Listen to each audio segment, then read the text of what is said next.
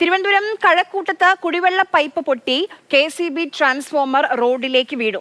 ദേശീയപാത നിർമ്മാണത്തിനായി മാറ്റി സ്ഥാപിച്ച ട്രാൻസ്ഫോമറാണ് റോഡിലേക്ക് വീണത്. ട്രാൻസ്ഫോമർ മാറ്റി പ്രദേശത്ത് ഇപ്പോൾ ഗതാഗതം പുനഃസ്ഥാപിച്ചിട്ടുണ്ട്. രാഹുൽ ജിനാഥ് വിവരങ്ങളുമായി ചേരുന്നു. രാഹുൽ, എത്ര നേരം ഗതാഗതം തടസ്സപ്പെട്ടു? എങ്ങനെയാണ് ഇത് സംഭവിച്ചത്? അധികാരികളുടെ കെടുകാര്യസ്ഥതയുടെ ഒരു തെളിവായാണ് ഇന്ന് കഴക്കൂട്ടം, അത് ദേശീയപാത ഉൾപ്പെടെയുള്ള ഭാഗത്ത്, ഈ ദേശീയപാതയെ കൂടി കടന്നു പോകുന്ന ഭാഗത്താണ് ട്രാൻസ്ഫോമർ വീഴുന്നത്.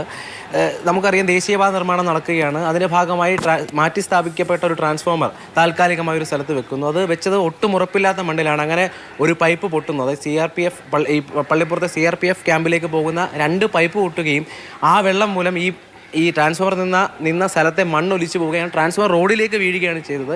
ഏറ്റവും പ്രധാനപ്പെട്ട കാര്യം, ഒരു കാറ് ചെറിയ വ്യത്യാസത്തിലാണ് ഈ ട്രാൻസ്ഫോമർ കാറിലേക്ക് വീഴായിരുന്നു. ചെറിയ വ്യത്യാസത്തിൽ തലനാരിഴയ്ക്കാണ് കാറുകാർ രക്ഷപ്പെട്ടത്. ഏറ്റവും പ്രധാനപ്പെട്ട മറ്റൊരു കാര്യം, ഈ ട്രാൻസ്ഫോമറിൽ വൈദ്യുത കണക്ഷൻ ഉണ്ടായിരുന്നു എന്നുള്ളതാണ്. അപ്പോൾ ഈ താൽക്കാലികമായി സ്ഥാപിച്ച ട്രാൻസ്ഫോമർ കൃത്യമായി ഉറപ്പുള്ളൊരു സ്ഥലത്ത് സ്ഥാപിച്ചില്ല എന്നുള്ളതാണ് ഏറ്റവും പ്രധാനപ്പെട്ട പ്രശ്നം.